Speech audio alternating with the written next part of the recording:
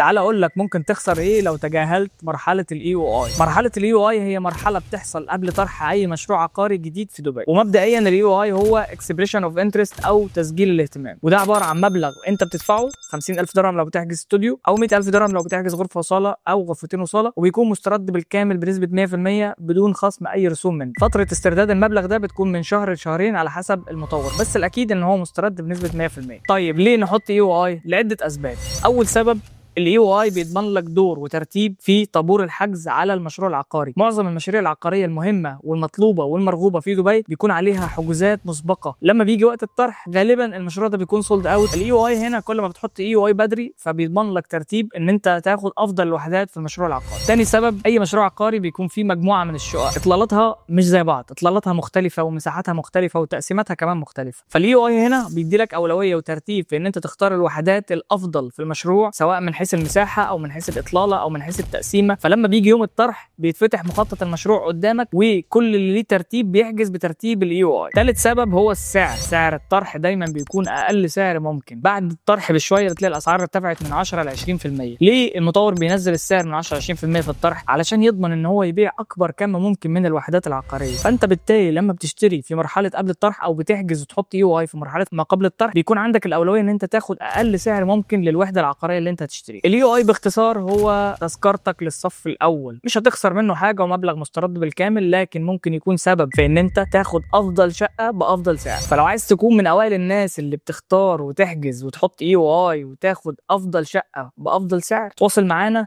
دلوقتي علشان نكون معاك في رحلتك خطوه بخطوه، من اول ما بتحط الاي او اي لاختيار الوحده العقاريه لشرائها، وبعد كده كمان في تأجيرها او اعاده بيعها، لان احنا عندنا تيم متخصص في كل خطوه من دول.